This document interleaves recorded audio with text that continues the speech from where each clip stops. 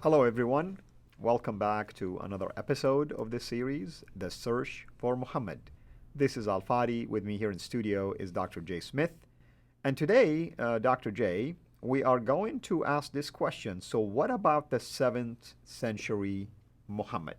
Oh. We've been really talking about debunking alleged historical documentations, other means that typically have been used to prove Muhammad existed. But in light of these new developments and the directions that you and the researchers have been taking and even exposing, what do we do with this 7th century Muhammad then? Yeah.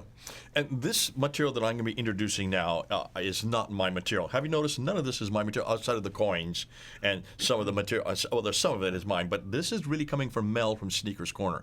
Mel from Sneakers Corner actually dropped into this a number of months ago. He had been intimating this about a year ago and then did research on this. These guys are researching all the time. And they're saying, hold on a minute, why the name Muhammad? Why would you use that name, the Blessed One, unless, of course, there might be someone that this is referring to. Could there be someone named Muhammad in the 7th century that they're redacting their Muhammad back onto, or actually existed in, like, say, the writings of Sabaeus, those who are outside, because they are referring to someone named Muhammad. And lo and behold, we do know someone named Muhammad. This was his name. This was his nickname. This was his nom de guerre. This was his name he went into battle with. And he did live in the 7th century. So let's go to the slide and let's see what this guy is. Well, his name is right there on the slide, Ilyas ibn Qabisa of Tayyaye. Now, it could be Ilyas or Iyas. You don't have to have the L there. Both are correct, because I don't want people yelling all over me, you can misspell it. No, both are correct. Both are found in the tradition, the material from that time. What the traditions tell us, however, remember what the traditions from the 9th and 10th century tell us, is that Muhammad lived in the Hijaz. There is that green area. I've just put it up on the map. You've seen this before. And that he invaded the Byzantines and the Persians, which were further north, so he was significant. Yet there's nothing written about him from that time. This is the recurring theme that we've been having over all these series. And let me process to you, things that I've learned, right? And thoughts that came to my mind. It's always been baffling to me. Muhammad lived in Hijaz, right? At the time of his death, the area that he conquered in Hijaz was really very minuscule, small, right? Very minuscule. Small. Yet you hear about him going all the way to fight Caesar, right? And you're saying, why in the world would he go all the way across hostile territories to go and fight another empire and ignore the rest of the Arabian Peninsula? Yeah. You see what I mean? Yeah. So you can see there's an awful lot of aggrandizement in the traditions. The traditions, remember, as I said, are from the 9th and 10th century. When you redact back on somebody who is 200 to 300 years earlier, you can pretty much say anything you want unless you know the history, unless you're looking at the topography. In the 9th and 10th century, that would make sense, because in the 9th and 10th century, their empire included, well, it didn't quite include the Latin of Rome. It wouldn't include Italy, but include all around it. And certainly it included all the way, as we've said over and over again, by that time, it included all the way from India all the way to, by this time, all the way to Andalusia in the east. Right. So the Andalusia, well, you're talking about Spain. That's what we know as Spain today. Southern Spain, all or of North most Africa. Most of Spain. In the 9th and 10th century. Yeah. So if you're looking back and you're not thinking it through very carefully, as Al-Bukhari and Sahih Muslim and these others are not, or Ibn Hisham even earlier, they're not thinking through, this land did not exist under his control that early. Yes, in the 9th century, in 833, when Ibn Hisham's writing his history down, it would have existed. But be careful. Be a good historian. They weren't thinking about that. They weren't thinking of people like us actually asking them if this could make sense. So here we have this Ilyas ibn Qabisa of Tayyaye. Tayyaye means allotment. So what we need to do is we need to look and say, we need to find a man, and here we find out that this man is named Muhammad. That is his nickname. Ilyas ibn Qabisa of Tayyaye is the place he comes from, is nothing more than his formal name. Well, we know that in 618, the Saracens, these are the Arabs, these include mostly Christians. Nothing Muslim about them. Saracens is not Muslim. These are Christian Arabs. They took Syria, Arabia, and Mesopotamia, and they selected a king in 622. Who is that king in 622? Turns out he is a Lakhmid king who rebelled and was kicked out of the city and then reconquered it. So we need to look to someone who was a Lakhmid king, which is a Christian kingdom. Look at the red area there, the red rectangle. That's the Lakhmid area. Notice that is where Iraq is today. So hundreds of miles north. This is not in the Hijaz. All right? Make sure that we get this right. And that he conquered that city, and then he reconquered it again. And where did he come from? He came from that city that I've just put up there, Hira. Today, that's called Kufa. It's just southwest of what is today called Baghdad. Yeah. Back then, it would have been called Ctesiphon. Hira. Okay, let's stop here for a second. Go ahead.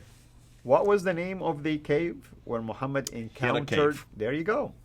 You see, I'm telling people, look at these data. Coincidence? It's amazing that we have all these coincidences, right? Well, give me another coincidence.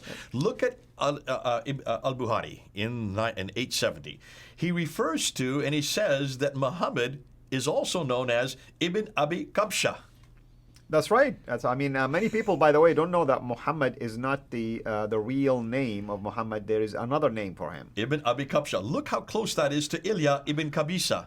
That's right. It's just a deformation of the same name. So even al-Bukhari knows this in the 9th century. He just didn't know where this guy was. It looks like this guy would take a look and go back to the 7th century, and you'll find this is Ilyas ibn Qabisa, but he did not live in the Hijaz. He did not live in Mecca. He did not move up to Medina. He lived way up north in the Hira. He was a Lakhmid king. He was a Christian, not a Muslim. Now, Khusrau, who was the... Which makes sense for this reason. If you look at early revelations of the Quran, the supposed Meccan one, it has a lot of wonderful talk about Christians and Christianity and the people of the book. Absolutely. Well, who do you think they were having contact with? Not in Medina. They weren't exactly. On that south. There was there none were no in there. Jews that far south. There were no Christians. There could have been Christians. There were Christians in Abyssinia, which would be Ethiopia and Eritrea today. And that's usually the pushback. Oh, it was during the time when they were in Abyssinia. But no. Give me a break. That was a short period of time. We're talking about and where is Abyssinia? And where is across the Red Sea? Look there. You can see Ethiopia. where Eritrea. Look on the map there. Let's go up to the slide again. Look where Eritrea is. That's where that's Eritrea. That's hundreds of miles away, and it's too far to the southwest. So that's not this. And so now let's go back to just keep the slide up there and look at the name Khusrau.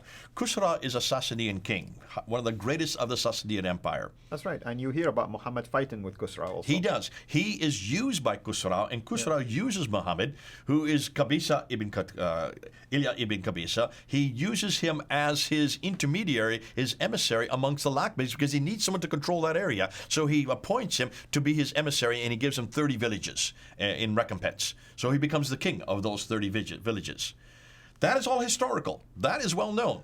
That is there in the Sasanian literature. But the Islamic version is that Muhammad sent a letter, Aslim Taslim, basically accept Islam, you will be living in peace, otherwise we will fight you. That's the tradition. It's like Muhammad sent a delegate to him with a letter, invite him to accept Islam. Okay, and that comes, now look at the slide again, because that does come up there. That is semi-historical, because once the Byzantines can destroy the Sasanians, look at the date, 622.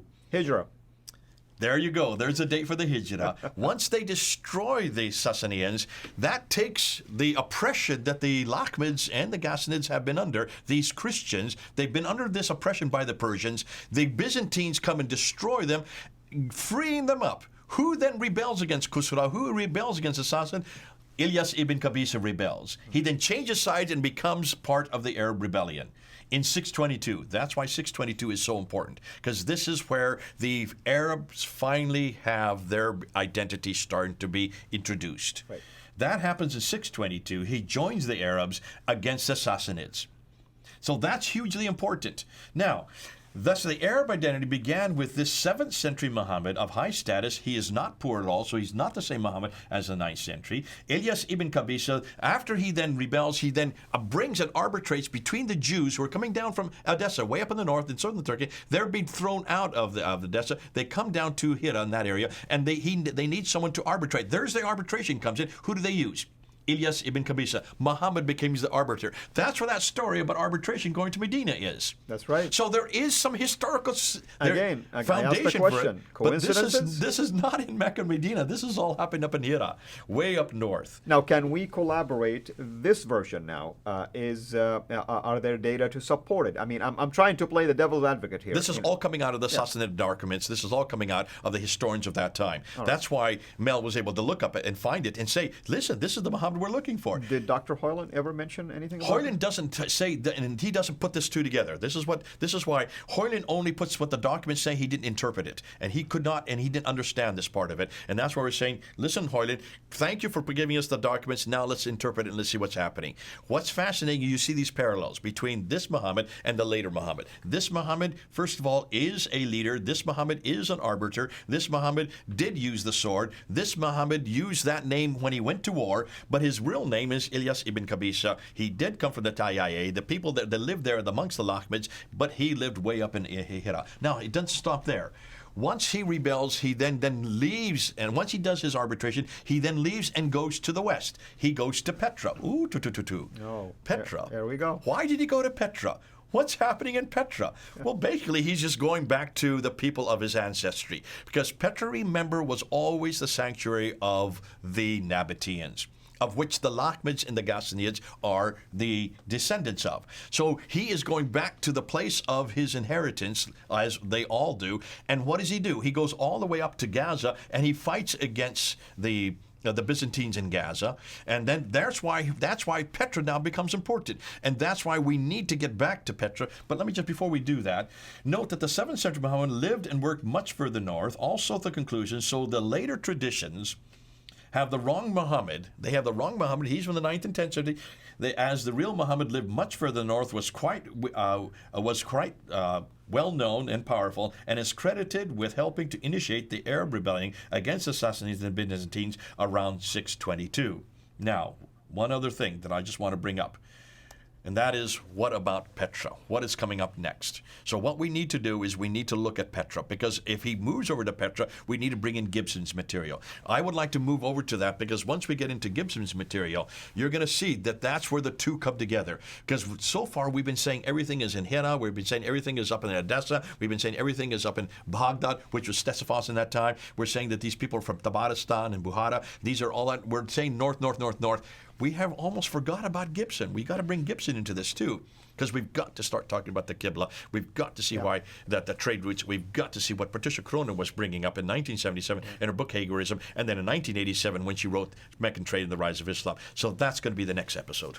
And just to let you know, Qabisa in Arabic, where you get the word kabasa, meaning kind of condensed. That's why you're unpacking it for us. So the name itself explains what we're doing. That's right. And I think Petra, we're going to learn plethora of things from Petra. Plethora from Petra. Absolutely. Absolutely. Your opponent didn't know it. So then the next episode is going to focus now on Petra and all the things that will not. It seemed like we're starting to connect more and more dots. And people have said this, and whenever we've been putting up these videos this last year in 2020, they've been asking, what about Petra? You've forgotten about Petra. No, we haven't forgotten about Petra. It comes up next. You're going to see now why all this makes sense, and you're going to see while the whole evolution of Islam as it's moving from the north, it then finally starts to settle down south. Why down south? That's coming up next. Wonderful, brother. Thank you so much, as always. Thank you to all of you. God bless you. We'll see you next time. Take care. Thank you so much for taking the time to watch this video. We can't make these quality videos without the help of partners like you. So please consider becoming a Patreon supporter today at patreon.com/CIRA International.